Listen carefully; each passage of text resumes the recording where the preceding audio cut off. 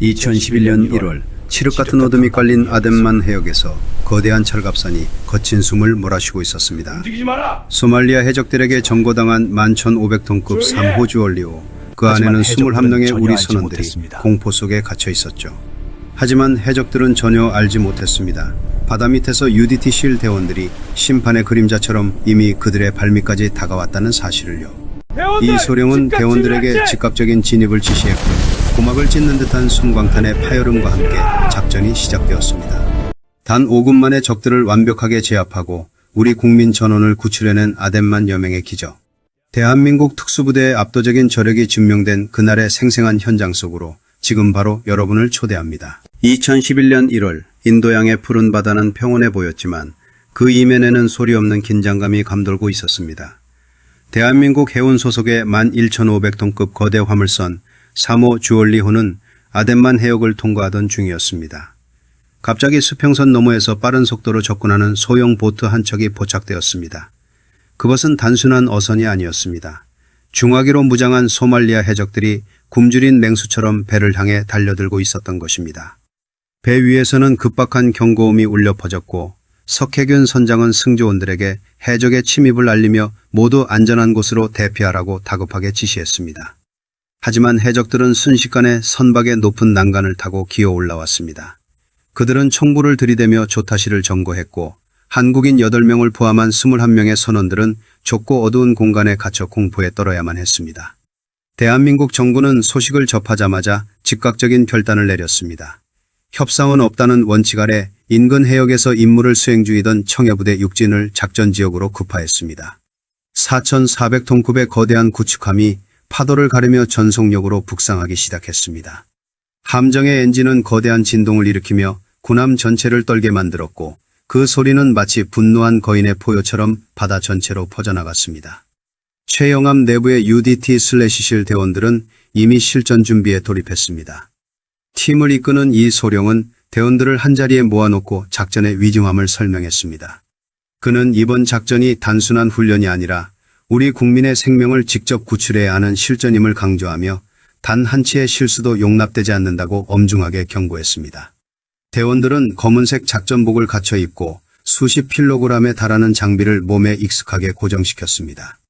그들의 손에는 K1A 소총이 쥐어져 있었습니다.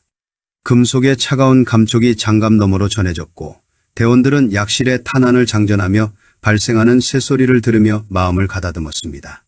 저격수 역할을 맡은 김중사는 자신의 총기에 달린 고성능 스코프를 점검하며 아주 먼 거리에서도 적의 심장 박동을 꿰뚫어 볼 준비를 마쳤습니다. 드디어 1월 18일 첫 번째 교전이 벌어졌습니다. 해적들이 3호 주얼리호에서 내려와 인근을 지나던 몽골 선적의 배를 추가로 납치하려 시도한 것입니다.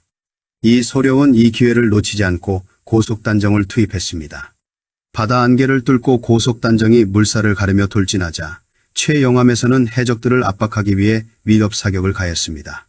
함포에서 뿜어져 나오는 거대한 파열음이 고막을 찢을 듯이 울려 퍼졌고 수면 위로 거대한 물기둥이 솟구쳤습니다. 하지만 해적들도 완강하게 저항했습니다. 그들이 쏜 개인 화기 탄환들이 우리 대원들이 탄 고속단정 주변 수면을 때리며 날카로운 소리를 냈습니다. 이 과정에서 아군 대원 3명이 파편에 맞거나 추락하여 부상을 입는 긴박한 상황이 발생했습니다. 이 소령은 부상당한 대원들을 신속하게 후송하라고 명령하며 작전의 일부 후퇴를 결정했습니다. 이 소령은 본부로 돌아와 끓어오르는 분노를 사기며 더욱 정교한 계획을 세우기 시작했습니다. 적들은 아군이 한 번 물러난 것을 보고 방심할 것이 분명했습니다. 그는 다음 공격은 반드시 적들이 가장 깊은 잠에 빠져들 시간, 그리고 우리가 가장 강력한 화력을 집중할 수 있는 순간에 이루어져야 한다고 판단했습니다. 1월 21일 새벽, 아덴만의 밤은 칠흑같이 어두웠습니다. 달빛조차 구름에 가려 앞을 분간하기 힘든 상황이었지만 우리 군의 첨단 장비들은 어둠 속에서도 적들의 움직임을 낱낱이 파악하고 있었습니다. 최영함의 갑판 위에는 링스 헬리콥터가 시동을 걸며 거대한 로터 소음을 내뿜었습니다. 헬기의 날개가 회전하며 만들어내는 강력한 하강 기류가 바닷물을 사방으로 비산시켰고 조종사는 이 소령에게 이륙 준비가 완료되었다고 짧고 굵게 보고했습니다. 링스 헬기 측면에 장착된 12.7mm 기총 앞에 앉은 사수는 놀이새를 후퇴 고정하며 사격 준비를 마쳤습니다. 그의 눈은 야간 투시경을 통해 초록색으로 변한 세상을 응시하고 있었습니다. 3호 주얼리호의 갑판 위에 배치된 해적들의 실루엣이 하나둘씩 보이기 시작했습니다. 그들은 자신들의 머리 위에서 죽음의 그림자가 드리워지고 있다는 사실을 전혀 알지 못한 채 총을 옆에 두고 꾸벅꾸벅 졸고 있었습니다. 최영함의 지휘실 안에서 이 소령은 시계를 응시했습니다. 새벽 4시 58분, 마침내 작전 개시를 알리는 신호가 떨어졌습니다. 그는 모든 대원에게 지금 이 순간부터 우리는 하나이며 반드시 승리하여 선원들과 함께 돌아가야 한다고 무겁게 말했습니다.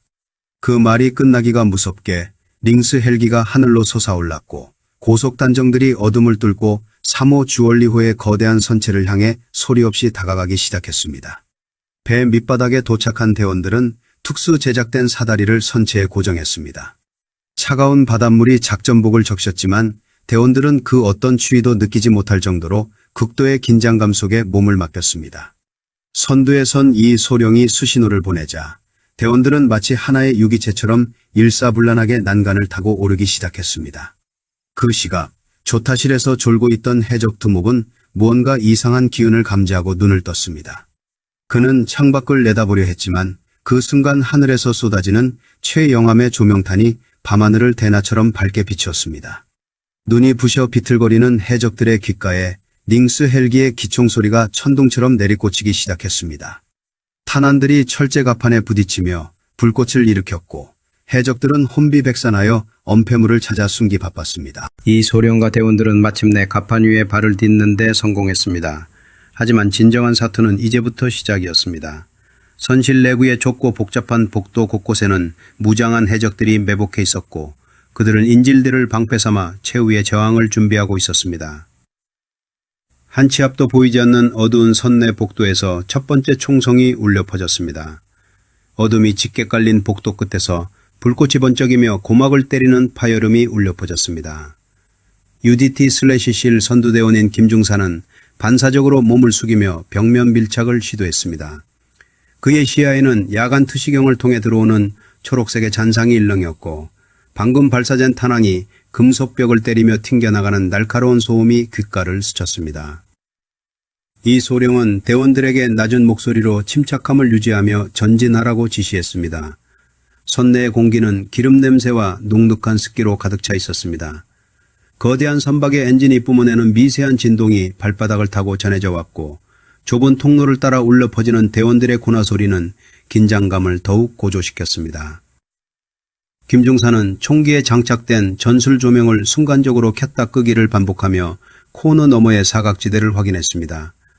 조명이 닿는 찰나의 순간마다 복도에 가득한 먼지 입자들이 부유하는 모습이 마치 멈춰버린 시간 속의 파편들처럼 보였습니다. 계단을 타고 한 층씩 위로 올라갈수록 공기는 더욱 무겁게 가라앉았습니다. 해적들은 자신들의 거점인 조타실을 지키기 위해 필사적으로 저항하고 있었습니다. 복도 모퉁이에서 갑자기 나타난 해적이 소총을 난사하며 우리 대원들의 전진을 막아섰습니다. 하지만 우리 대원들은 수천 번의 반복 훈련으로 단련된 기계와 같은 정확도로 대응했습니다. 김중사의 K1A 소총 끝에서 짧은 화염이 뿜어져 나왔고 발사된 탄환은 정확하게 공기를 가르며 위협을 가하던 해적을 무력화시켰습니다. 해적은 들고 있던 총을 떨어뜨리며 바닥으로 쓰러졌고 그가 쓰러지면 내는 둔탁한 소음이 복도 전체에 공명했습니다. 이 소령은 무전기를 통해 각 팀의 위치를 수시로 확인하며 포위망을 좁혀갔습니다. 그는 조타실을 담당하는 팀에게 인질들의 안전을 최우선으로 확보하라고 거듭 강조했습니다. 대원들은 문 하나를 열 때마다 섬광 포금탄을 먼저 투척했습니다. 좁은 방 안에서 터진 포금탄은 고막을 마비시키는 강력한 충격파와 함께 눈을 멀게 하는 백색 광선을 뿜어냈습니다. 그 짧은 순간의 공백을 틈타 대원들은 내부로 진입하여 숨어있던 해적들을 차례대로 제압해 나갔습니다. 한편 조타실 안에 갇혀있던 석혜균 선장은 외부에서 들려오는 총성과 폭발음을 들으며 작전이 시작되었음을 직감했습니다. 그는 해적들의 시선을 분산시키기 위해 일부러 지그재그로 배를 운전하며 해적들을 당황하게 만들었습니다. 거대한 배가 좌우로 크게 요동칠 때마다 해적들은 중심을 잡지 못하고 비틀거렸습니다. 분노한 해적 우두머리는 석 선장에게 다가가 총구를 겨누며 위협했지만 석 선장은 눈 하나 깜짝하지 않고 대원들이 진입할 시간을 벌기 위해 필사적으로 버텼습니다. 드디어 조타실 문 앞까지 도달한 이 소령과 대원들은 마지막 벌격 준비를 마쳤습니다. 문 너머에서는 해적들이 악을 쓰며 소리를 지르는 소리와 겁에 질린 선원들의 신음소리가 뒤섞여 들려왔습니다. 이 소령은 대원들에게 하나, 둘, 셋이라는 신호를 눈빛으로 보냈습니다. 가장 건장한 체격의 박중사가 강력한 발차기로 문고리를 부수며 안으로 뛰어 들어갔습니다. 조타실 내부로 진입하는 순간은 마치 시간이 멈춘 것 같은 착각을 불러일으켰습니다. 사방에서 날아오는 파편들과 깨진 유리 조각들이 조명탄 불빛 아래 반짝이며 흩날렸습니다. 해적들은 인질들을 방패 삼아 총을 쏘려 했지만 우리 대원들의 대응 사격이 더 빨랐습니다. 김중사는 인질들 사이로 고개를 내미는 해적의 어깨를 정확하게 조준하여 방아쇠를 당겼습니다. 총알이 공기를 찢고 날아가 해적의 옷깃을 스치며 벽면에 박혔고 그 위력의 해적은 뒤로 나동그라졌습니다. 하지만 그 혼란스러운 와중에 해적 우두머리가 석혜균 선장을 향해 총구를 돌리는 결정적인 장면이 포착되었습니다. 이 소령은 선장을 보호하기 위해 몸을 던지며 소리쳤습니다. 선장님! 엎드리라는 비명에 가까운 외침이 조타실 안에 메아리 쳤습니다. 해적의 손가락이 방아쇠를 당겼고 몇 발의 탄환이 석 선장의 몸을 관통했습니다. 선장은 고통스러운 신음과 함께 바닥으로 쓰러졌습니다. 붉은 선혈이 조타실 바닥으로 번져나가는 것을 본 대원들의 눈에는 분노의 불꽃이 타올랐었습니다. 이 소령은 쓰러진 선장에게 달려가며 동시에 해적 우두머리를 향해 사격을 개시했습니다. 해적은 우리 대원들의 집중 화력을 견디지 못하고 그대로 뒤로 밀려나며 최후를 맞이했습니다. 나머지 해적들은 겁에 질려 총을 내던지고 바닥에 엎드려 항복의 의사를 표시했습니다. 조타실은 이제 우리 군의 완전한 통제 아래 들어왔습니다. 하지만 기쁨도 잠시였습니다. 바닥에 쓰러진 석혜균 선장의 상태는 매우 위중해 보였습니다. 그의 복부와 다리에서는 계속해서 피가 흘러나왔고 의식은 점점 희미해져 가고 있었습니다. 이 소령은 떨리는 손으로 선장의 상처 부위를 지혈하며 무전기를 향해 의료진의 긴급 투입을 요청했습니다. 선장님이 눈을 감으려 할 때마다 그는 정신 차리라고, 여기서 포기하면 안 된다고 계속해서 말을 건넸습니다. 남겨진 선원들은 구출되었다는 안도감보다 선장의 상태를 걱정하며 눈물을 흘렸습니다. 밖에서는 여전히 선박의 다른 구역을 수색 중인 대원들의 총성이 간헐적으로 들려왔고 바다 위에는 최영함이 뿜어내는 조명탄이 여전히 밤하늘을 차갑게 비추고 있었습니다. 이제 선박의 상부 구역은 확보되었지만 아직 선체 하부의 거대한 기계실과 미로 같은 화물 창고에는 생포되지 않은 해적들이 숨어 있을 가능성이 높았습니다. 이 소령은 선장을 헬기로 후송하기 위한 준비를 지시하면서도 아직 끝나지 않은 전투를 위해 다시 총을 고쳐잡았습니다. 배 밑바닥 깊은 곳에서 정체불명의 금속성 마찰음이 들려오기 시작했습니다. 그것은 아직 항복하지 않은 누군가가 무엇인가를 준비하고 있다는 불길한 신호였습니다. 어두운 통로 저편에서 들려오는 발소리가 점점 가까워지고 있었습니다. 조타실 바닥을 적신 붉은 선혈은 마치 시간이 멈춘 듯 대원들의 시야에 강렬하게 박혔습니다. 이 소령은 자신의 방탄복 가슴 주머니에서 긴급 지혈대를 꺼내며 옆에 있던 박중사에게 선장의 상체를 압박하라고 다급하게 지시했습니다. 박중사는 떨리는 손을 진정시키며 선장의 복부를 강하게 눌렀고 그 손등 사이로 배어나오는 온기는 차가운 바닷바람과 대조되어 더욱 애잔하게 느껴졌습니다. 이 소령은 무전기를 통해 최영함의 함장에게 선장의 상태가 매우 위독하며 1분 1초가 급하니 즉각적인 항공 후송이 필요하다고 보고했습니다. 함교 외부에서는 밍스 헬기가 거대한 회전익 소음을 내며 3호주 올리오 상공을 선회하고 있었습니다. 헬기에서 내려온 호이스트 로프가 강풍에 휘날리며 갑판 위로 떨어졌고 대원들은 석선장을 들것에 고정하기 위해 사투를 벌였습니다. 좁은 조타실 문을 통과하여 들것을 옮기는 과정은 고난의 연속이었습니다. 철제 문틀에 들것이 걸릴 때마다 대원들은 선장이 느낄 고통을 생각하며 입술을 깨물었습니다. 마침내 가판위로 선장을 옮긴 대원들은 헬기에서 내려온 구조사와 함께 그를 하늘 위로 끌어올렸습니다. 멀어져가는 헬기의 불빛을 바라보며 이 소령은 반드시 살아남아야 한다고 마음속으로 수천 번을 되뇌었습니다. 하지만 감상에 젖어 있을 시간은 없었습니다. 배의 심장부라고 할 수 있는 하부 기계실과 거대한 엔진룸은 여전히 안개 속에 가려진 요새와 같았습니다. 이 소령은 남은 대원들을 불러 모았습니다. 그는 이제부터가 진짜 시작이라고 말하며 좁고 어두운 선내 하부 구역은 해적들이 지형지물을 완벽하게 숙지하고 있는 위험한 전장이 될 것이라고 경고했습니다. 대원들은 각자의 장비를 다시 점검했습니다. K-1A 소총의 탄창을 빼서 잔탄을 확인하고 다시금 찰칵 소리가 나도록 견고하게 결합했습니다. 계단을 내려갈수록 공기의 질감이 달라졌습니다. 조타실의 시원한 바닷바바람 대신 이곳은 오래된 기름 냄새와 뜨거운 엔진의 열기, 그리고 눅눅한 습기가 뒤섞여 숨을 쉴 때마다 가슴이 답답해지는 불쾌감을 주었습니다. 전등이 모두 꺼진 복도는 칠흑 같은 어둠에 잠겨 있었고 오직 대원들의 야간 투시경을 통해서만 초록색의 기괴한 풍경이 드러났습니다. 벽면을 따라 길게 뻗은 파이프라인들은 마치 거대한 괴물의 혈관처럼 보였고 그 안을 흐르는 유체의 진동이 벽을 타고 대원들의 손바닥으로 전해졌습니다. 선두에 선 김중사는 발걸음을 옮길 때마다 바닥에 떨어진 볼트나 너트를 밟지 않으려 극도로 주의를 기울였습니다. 작은 금속음 하나도 이 폐쇄된 공간에서는 거대한 경보음처럼 울려 퍼질 수 있었기 때문입니다. 그는 복도 모퉁이를 돌기 전 총구에 장착된 소형 거울을 이용해 사각지대를 먼저 확인했습니다. 거울 속에는 낡은 철제 캐비닛과 어지럽게 널브러진 공구들 뿐이었지만 그는 본능적으로 무언가 도사리고 있다는 직감을 느꼈습니다. 그때였습니다. 저 멀리 복도 끝 기계실 문 너머에서 무거운 쇠사슬이 바닥을 긁는 듯한 날카로운 소리가 들려왔습니다. 삐익 하며 신경을 긁는 그 소리는 적막한 지하 공간을 타고 대원들의 고막을 파고들었습니다. 이 소령은 주먹을 쥐어 정지 신호를 보냈습니다.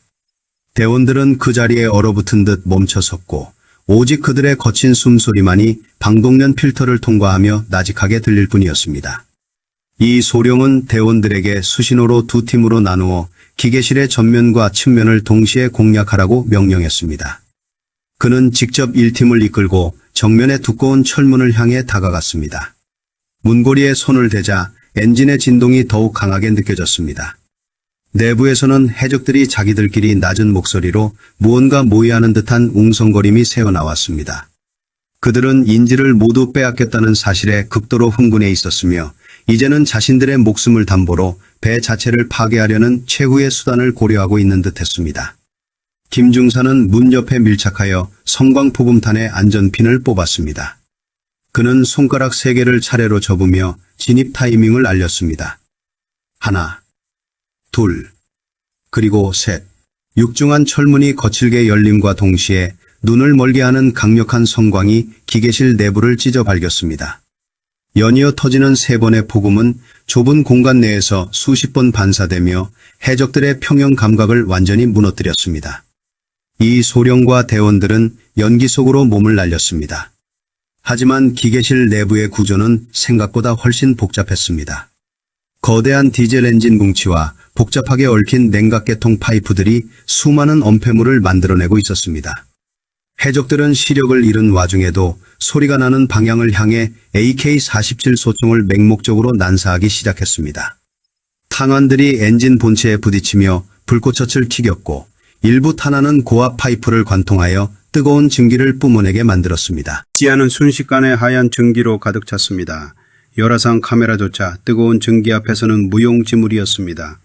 이 소령은 대원들에게 소리에 집중하라고 명령했습니다. 증기 속에서 누군가 급하게 발을 구르는 소리가 들렸고 김중사는 그 방향을 향해 짧게 점사했습니다. 짧은 외마디 비명과 함께 무거운 물체가 바닥에 쓰러지는 소리가 들렸지만 적은 한둘이 아니었습니다. 어둠과 증기 그리고 열기 속에서 벌어지는 이 처절한 사투는 인간의 한계를 시험하는 듯했습니다. 대원들의 방탄복 아래로는 땀이 비오듯 흘러내렸고 입안에서는 극도의 긴장감으로 인해 쇠마치 감도는 마른 침이 고였습니다. 그때 엔진룸의 가장 깊숙한 구석, 선박의 연료 탱크가 위치한 방향에서 불길한 금속성 타격음이 반복적으로 들려오기 시작했습니다. 누군가 망치로 탱크의 밸브를 부수려 하는 것이 분명했습니다. 만약 연료가 유출되어 엔진의 연료와 만난다면 3호 주얼리오는 거대한 불덩어리가 되어 아덴만 바다 밑으로 가라앉게 될 것이었습니다. 이 소령은 이 위급한 상황을 타개하기 위해 위험한 결단을 내려야 했습니다. 그는 대원 한 명에게 어무를 맡기고 자신은 직접 증기 속을 뚫고 연료 탱크 쪽으로 몸을 던졌습니다. 보이지 않는 적의 총구와 뜨거운 증기 파이프 사이를 헤치며 나아가는 그의 머릿속에는 오직 배를 지키고 남은 대원들을 무사히 귀환시켜야 한다는 생각뿐이었습니다. 하지만 그가 연료 탱크 앞에 도달했을 때 그의 눈앞에는 상상도 못했던 광경이 펼쳐져 있었습니다. 이 소령은 뜨거운 증기 너머로 비치는 그림자를 응시했습니다. 그곳에는 한 해적이 미친 듯이 웃으며 거대한 쇠파이프를 휘두르고 있었습니다. 그는 이미 메인 연료 밸브의 안전장치를 부순 상태였습니다.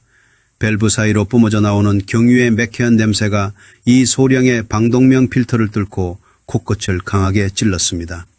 만약 여기서 단 한 발의 총성이라도 울린다면 공중에 가득 찬 유증기가 거대한 불꽃을 일으키며 모두를 집어삼킬 것이 분명했습니다. 이 소령은 뒤따라오던 김중사에게 수신호를 보내 절대로 사격하지 말라고 엄중하게 지시했습니다. 그는 들고 있던 소총을 등 뒤로 돌려매고 대신 허리춤에 결착되어 있던 차가운 단검을 꺼내내 쥐었습니다. 날카로운 칼날이 증기 속에서 희미하게 빛났습니다. 그는 한 걸음씩 소리 없이 기름이 흥건한 바닥을 디디며 해적의 등 뒤로 접근했습니다. 미끄러운 바닥 때문에 중심을 잃을 뻔한 아찔한 순간도 있었지만 그는 초인적인 평형 감각으로 소리 없이 거리를 좁혀 나갔습니다. 해적은 이 소량이 바로 뒤까지 다가온 것을 전혀 눈치채지 못한 채 마지막 밸브를 열기 위해 온 힘을 다하고 있었습니다. 이 소령은 심장 박동이 고동치는 것을 느끼며 숨을 잠시 멈췄습니다. 그는 해적의 입을 틀어막으며 동시에 그를 바닥으로 거칠게 굴렸습니다. 두 사람은 기름 냄새에 진동하는 좁은 바닥에서 처절한 육탄전을 벌였습니다. 해적은 이 소령의 팔을 물어뜯으려 하며 거세게 저항했지만 수년간 단련된 이 소령의 악력은 해적의 숨통을 조이며 그를 완전히 무력화시켰습니다. 이 소령은 거친 숨을 몰아쉬며 근처에 떨어져 있던 로프를 이용해 해적을 견고하게 묶었습니다. 상황이 일단락되는 듯 보였습니다. 하지만 그 순간 기계실 천장에 설치된 적색 경보등이 요란하게 회전하며 귀를 찢는 듯한 파열음을 내뱉기 시작했습니다. 선박의 엔진을 제어하는 중앙 컴퓨터가 연료 유출을 감지하고 시스템을 강제로 종료시킨 것이었습니다. 배 전체를 흔들던 거대한 진동이 서서히 잦아들더니 이내 정막만이 감도는 죽음의 정적이 찾아왔습니다. 동력을 잃은 11,500톤의 거구는 인도양의 거센 파도에 속수무책으로 흔들리기 시작했습니다. 배가 좌우로 크게 기울어질 때마다 기계실의 무거운 부품들이 바닥을 굴러다니며 굉음을 냈습니다. 이 소령은 무전기를 잡고 조타실에 있는 대원들에게 현재 상황을 보고했습니다. 주 기기관실이 정지되었으며 보조 전력마저 끊기기 일보 직전이라고 긴박하게 말했습니다. 조타실의 대원들은 선박의 제어권을 완전히 상실했다며 당혹감을 감추지 못하고 보고했습니다. 그때였습니다. 기계실 구석의 어두운 그림자 속에서 금속이 부딪히는 짤랑거리는 소리가 다시금 들려왔습니다. 한 명이 아니었습니다. 최소한 서너 명 이상의 발소리가 들려왔고 그들은 우리 대원들이 보지 못하는 기계장치 뒷길을 통해 포위망을 형성하고 있었습니다. 김중사는 야간 투시경의 배터리가 소모되어 화면이 깜빡거리기 시작하자 식은땀을 흘렸습니다. 이제는 오직 청각과 직감에 의존해야 하는 극한의 상황이었습니다. 어둠 속에서 해적들이 사용하는 특유의 거친 언어가 작게 들려왔습니다. 그들은 자신들의 동료가 제압당한 것에 분노하며 보이지 않는 곳에서 우리 대원들을 향해 날카로운 칼날과 흉기들을 치켜들었습니다. 이 소령은 대원들에게 등을 맞대고 원형 방어 대응을 갖추라고 낮은 목소리로 지시했습니다. 그는 주변에 널려있는 유증기 때문에 여전히 총기를 사용할 수 없다는 사실이 뼈아프게 다가왔습니다. 갑자기 천장의 파이프가 파열되며 뜨거운 물이 폭포수처럼 쏟아져 내렸습니다. 대원들의 시야가 화상에 가까운 열기로 인해 흐려지는 찰나 어둠 속에서 해적들이 일제히 함성을 지르며 튀어나왔습니다. 그들은 굶주린 짐승처럼 대원들에게 달려들었고 좁은 통로에서 금속과 금속이 부딪히는 날카로운 소음이 사방에서 터져나왔습니다. 이 소령은 날아오는 칼날을 팔뚝으로 막아내며 해적의 가슴을 발로 강하게 걷어찼습니다. 전투는 난전으로 치달았습니다. 김중사는 자신보다 2배는 큰 체구의 해적에게 눌려 바닥을 뒹굴었고 이 소령 역시 밀려드는 적들을 막아내느라 여력이 없었습니다. 그때 기계실 상층부의 철제 난간이 선박의 기울기를 이기지 못하고 뜯겨져 내려오며 대원들과 해적들 사이를 덮쳤습니다. 거대한 굉음과 함께 먼지가 자욱하게 피어올랐고 상황은 한 치 앞도 알 수 없는 대혼돈 속으로 빠져들었습니다. 이 소령은 먼지 속에서 정신을 차리려 했으며 대원들의 이름을 하나씩 불렀습니다. 하지만 응답하는 이는 아무도 없었습니다. 오직 멀리서 들려오는 해적들의 기분 나쁜 웃음소리와 배 밑바닥에서 무언가 거대한 것이 파손되는 듯한 불길한 소리만이 들려올 뿐이었습니다. 배는 점점 더 한쪽으로 기울어지기 시작했고 침수 경보까지 울리기 시작했습니다. 이 소령은 홀로 남겨진 어둠 속에서 다시 단검을 고쳐주었습니다. 이 소령은 어둠 속에서 차가운 바닷물이 발목을 지나 무릎까지 순식간에 차오르는 것을 느꼈습니다. 피부에 닿는 물은 얼음처럼 차가웠고 그 위로 둥둥 떠다니는 시커먼 기름 찌꺼기들이 전투복에 달라붙어 불쾌한 촉감을 선사했습니다. 코끝을 마비시킬 듯한 매캐한 기름 냄새와 뜨거운 증기가 뒤섞인 공기는 폐부 깊숙이 박혀 숨을 쉴 듯이 받게 만들었습니다. 그는 어둠 속에서 자신의 심장 박동 소리가 귓가에 고동치는 것을 들으며 단검을 쥔 손에 더욱 힘을 주었습니다. 그는 무전기를 다시 한번 만져보았지만 깊은 배 밑바닥의 두꺼운 철판과 침수된 환경 때문에 들려오는 것은 치직거리는 잡음뿐이었습니다. 이 소령은 고독한 공포가 엄습한 것을 느꼈으나 이내 대원들을 떠올리며 마음을 다잡았습니다. 그는 벽면을 더듬으며 한 걸음씩 전진했습니다. 그때 저 멀리 거대한 디젤 엔진 뭉치 뒤편에서 고통통 섞인 신음소리가 아주 작게 들려왔습니다. 이 소령은 본능적으로 그것이 김중사의 목소리임을 직감했습니다. 그는 소리가 나는 방향으로 조심스럽게 몸을 옮겼습니다. 발을 뗄 때마다 물결이 이는 소리가 정적을 깨뜨릴까봐 그는 마치 물 위를 걷는 것처럼 신중하게 움직였습니다. 마침내 엔진 뒤편에 다다랐을 때 그는 무너져 내린 철제 난간 사이에 다리가 끼어 신음하고 있는 김중사를 발견했습니다. 김중사의 얼굴은 고통으로 일그러져 있었고 그의 주변에는 야간 투시경의 파편들이 흩어져 있었습니다. 이 소령은 김중사에게 다가가 다리가 괜찮냐고 아주 낮은 목소리로 물었습니다. 김중사는 뼈가 부러진 것 같지는 않지만 철골이 너무 무거워 혼자서는 도저히 빠져나올 수 없다고 고통스럽게 답했습니다.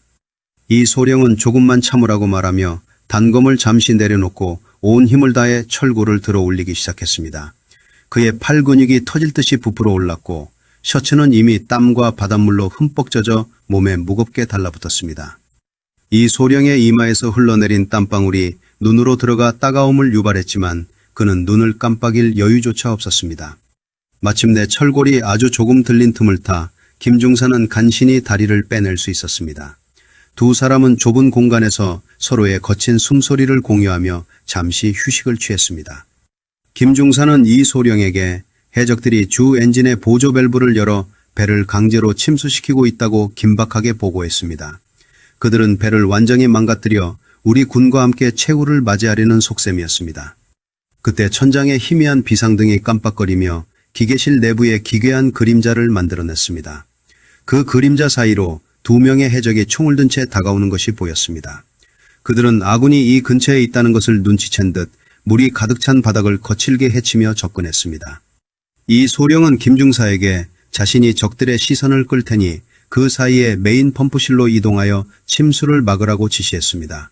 김중사는 이 소령 혼자 적들을 상대하는 것은 너무 위험하다고 걱정하며 말했지만 이 소령은 시간이 얼마 남지 않았으니 서두르라고 단호하게 명령했습니다.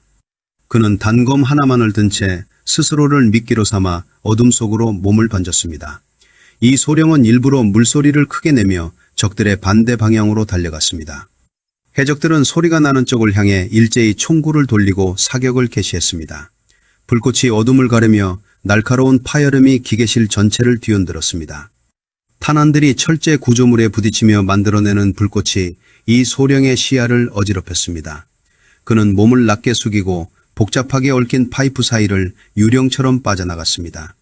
뒤에서 들려오는 해적들의 고함은 점점 더 광기 어린 소리로 변해갔습니다. 그들은 이 소령이 총도 없이 도망치고 있다고 확신한 듯 방심한 채 거리를 좁혀왔습니다. 이 소령은 커다란 정수 밸브 뒤에 몸을 숨기고 적들이 충분히 가까워지기를 기다렸습니다. 그의 폐 속으로 들어오는 공기는 이제 습기가 가득 차서 숨을 들이쉴 때마다 물비린내가 진동했습니다. 해적 한 명이 밸브 근처까지 다가왔을 때 이 소령은 용수철처럼 튀어올라 그의 목덜미를 낚아챘습니다. 비명조차 지르지 못한 해적은 이 소령의 단호한 손길에 힘없이 무너져 내리며 차가운 물속으로 사라졌습니다. 남은 한 명의 해적은 동료가 순식간에 사라진 것을 보고 겁에 질려 사방으로 총을 난사하기 시작했습니다. 무차별적으로 날아온 탄환 하나가 이 소령의 어깨 근처 파이프를 강타했고 그곳에서 고압의 냉각수가 뿜어져 나와 이 소령의 시야를 완전히 가려버렸습니다. 뜨거운 물과 차가운 바닷물이 뒤섞인 소용돌이 속에서 이 소령은 중심을 잡기 위해 안간힘을 썼습니다. 바로 그 순간 배가 다시 한번 크게 요동치며 왼쪽으로 기울었습니다. 기계신 한쪽 벽면에 있던 대형 공구함이 고정장치에서 풀려나며 미끄러져 내려왔고 그것은 그대로 해적을 덮쳤습니다. 둔탁한 충돌음과 함께 해적의 소총이 바닥에 떨어졌고 그는 거대한 금속 괴짝 아래에 깔려 신음했습니다. 이 소령은 기회를 놓치지 않고 그에게 다가가 무기를 확보하려 했으나 배의 기울기가 심해지며 그 역시 미끄러운 기름바닥 위로 넘어지고 말았습니다. 이 소령이 다시 정신을 차렸을 때 기계실의 수위는 이미 허리까지 차올라 있었습니다. 그는 김중사가 메인 펌프를 가동했는지 확인하기 위해 주변을 살폈지만 들려오는 것은 배가 침몰하기 직전에 내뱉는 듯한 거대한 금속의 뒤틀림 소리뿐이었습니다. 배가 점점 더 깊은 바닷속으로 머리부터 가라앉고 있다는 공포가 온몸을 휘감았습니다. 그는 간신히 몸을 일으켜 펌프실 방향으로 전진하려 했지만 갑자기 천장에서 떨어진 무거운 전선 뭉치가 물속에서 강력한 스파크를 일으키며 사방으로 전기를 내뿜기 시작했습니다. 푸른 빛의 전류가 물 표면을 타고 이 소령을 향해 무서운 속도로 달려왔습니다. 그는 감전의 위험 속에서 선택의 기로에 섰습니다. 뒤로 물러나면 살 수 있었지만 김중사가 있는 펌프실로 가지 못한다면 배는 결국 침몰하고 말 것이었습니다. 이 소령은 입안 가득 고인 피를 뱉어내며 눈을 부릅떴습니다.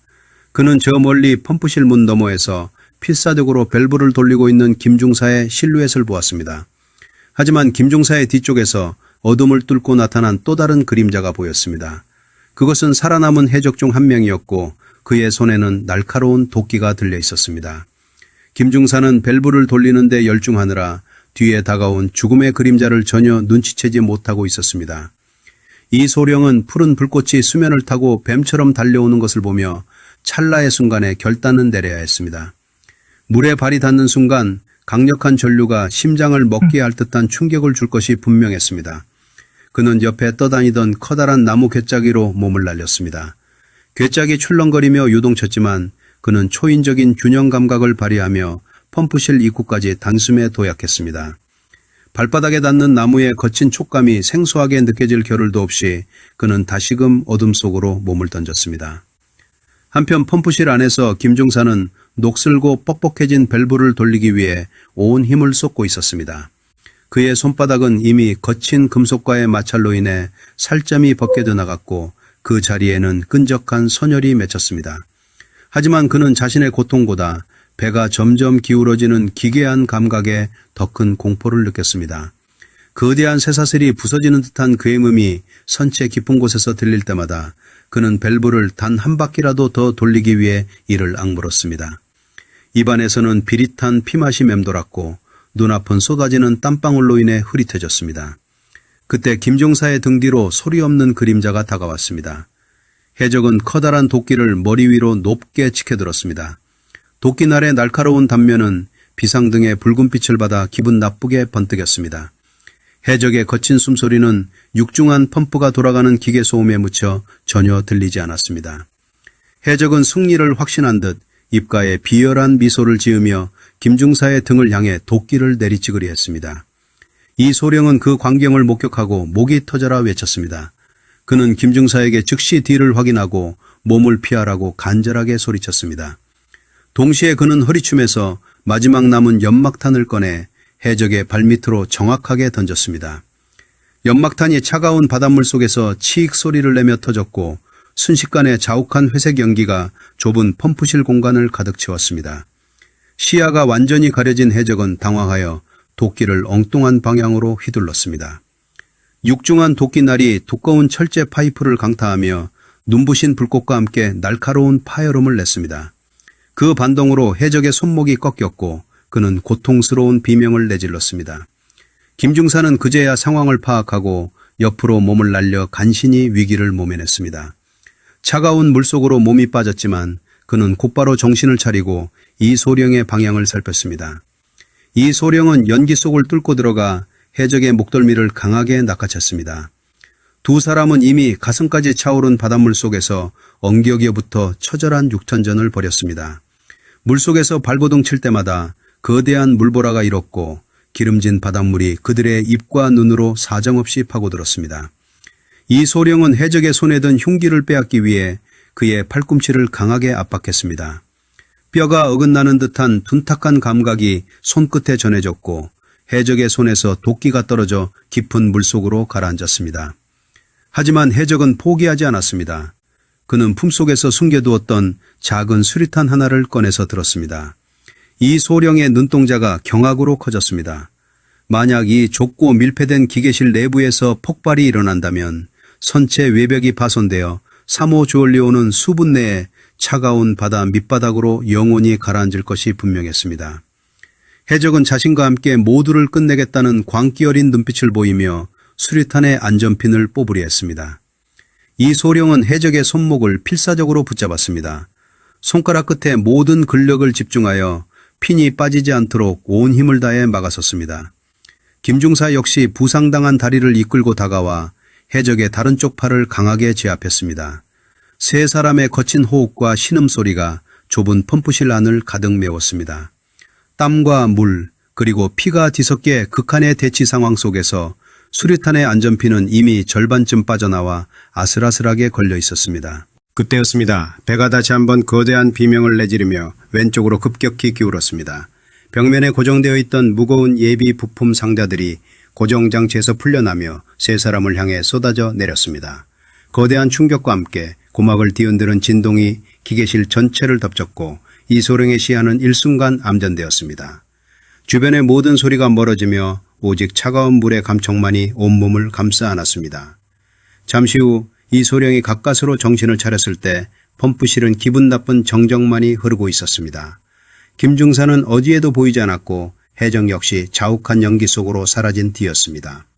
오직 이소령의 손바닥 안에 안전핀이 아슬아슬하게 덜렁거리는 수류탄만이 남겨져 있었습니다. 그는 심장이 멈추는 듯한 공포 속에서 주변을 살폈습니다. 저 멀리 검은 물 위로 김중사가 쓰고 있던 헬멧이 힘없이 떠 있는 것이 보였습니다. 그리고 그 순간 누군가 물속에서 서서히 이소령의 발목을 잡아 아래로 강하게 끌어내리기 시작했습니다. 이소령은 발목을 잡아당기는 서늘한 감촉에 온몸의 신경을 집중했습니다. 수면 아래에서 해적이 필사적으로 그의 다리를 물고 늘어지고 있었습니다. 이소령은 다른 손에 든 수류탄의 안전핀이 완전히 빠지지 않도록 손가락에 극도의 압력을 주며 유지했습니다. 그는 남은 한쪽 다리로 해적의 가슴팍을 강하게 걷어차며 수중에서의 속박을 풀어냈습니다. 흙탕물과 기름이 뒤섞인 암흑 속에서 해적은 결국 힘을 잃고 깊은 물속으로 서서히 가라앉으며 저항을 멈췄습니다. 이소령은 곧바로 떨리는 손가락을 움직여 수류탄의 안전핀을 원래 자리로 깊순죽이 밀어넣었습니다. 금속끼리 맞물리는 작은 마찰음이 들리는 순간 그는 참았던 숨을 한꺼번에 내뱉었습니다. 그는 주변을 살피며 김중사의 이름을 나직하게 불렀습니다. 다행히 저 멀리서 물을 토해내는 거친 기침소리와 함께 김중사가 수면 위로 얼굴을 드러냈습니다. 김중사는 정신이 혼미한 와중에도 밸브를 끝까지 돌렸다고 힘겹게 보고했습니다. 그의 보고가 끝나기가 무섭게 멈춰있던 배의 배수 펌프가 거대한 굉음을 내며 다시 돌아가기 시작했습니다. 선체 하부에 가득 찼던 바닷물이 강력한 압력에 밀려 밖으로 쏟아져 나가는 소리가 벽면을 타고 전해졌습니다. 기우뚱하게 기울어지던 사모 주얼리오의 거대한 선체가 서서히 수평을 되찾기 시작했습니다. 이소령은 김중사를 부축하여 펌프실을 빠져나왔습니다. 이제 선내에 남은 위협은 거의 사라졌지만 그들은 마지막 한 명의 해적까지 확실히 처리하기 위해 총기를 다시 점검했습니다. 가판 위로 올라오자 아덴만의 새벽 하늘은 어느덧 푸른빛을 띠며 밝아오고 있었습니다. 체험함에서 발사한 조명탄 대신 눈부신 햇살이 바다를 비추기 시작했습니다. UDT/실 대원들은 선박의 모든 구역을 완벽하게 장악했다는 신호를 함대로 보냈습니다. 해적 8명은 현장에서 제압되어 최후를 맞이했고 나머지 5명은 무기를 버리고 무릎을 꿇은 채 생포되었습니다. 우리 선원들은 대원들의 손을 맞잡으며 뜨거운 눈물을 흘렸습니다. 비록 석혜균 선장이 위중한 상태로 후송되었지만 그의 용기 있는 결단과 희생이 없었다면 이 작전은 성공할 수 없었을 것이라고 대원들은 입을 모아 말했습니다. 며칠 뒤 석 선장은 이국종 교수의 집도 아래 기적적으로 눈을 떴고 대한민국 국민 모두는 안도의 한숨을 내쉬며 환호했습니다. 2011년 1월 21일에 벌어진 아덴만 여명 작전은 대한민국 군 역사에 길이 남을 위대한 승리로 기록되었습니다. 우리 군은 해외에서 피랍된 우리 국민을 단 한 명의 희생자도 없이 완벽하게 구출해냄으로써 전 세계에 대한민국 특수부대의 막강한 저력을 똑똑히 각인시켰습니다. 해적들에게는 대한민국 선박을 건드리면 반드시 대가를 치르게 된다는 단호한 메시지를 전달한 역사적인 순간이었습니다. 임무를 마친 최영함은 잔잔해진 아덴만의 파도를 가르며 당당하게 귀환의 길에 올랐습니다. 가판 위에 선 이소령과 김중사 그리고 모든 대원은 수평선 너머 조국을 향해 거수 경례를 올렸습니다. 그들의 검게 그을린 얼굴 위로 흐르는 땀방울은 우리 국민의 평화와 안전을 지켜냈다는 자부심으로 빛나고 있었습니다. 이것은 단순한 군사작전이 아니라 우리 국민이 있는 곳이라면 지구 끝까지라도 달려가 반드시 구해내겠다는 국가의 약속을 실천한 한편의 대서사시였습니다.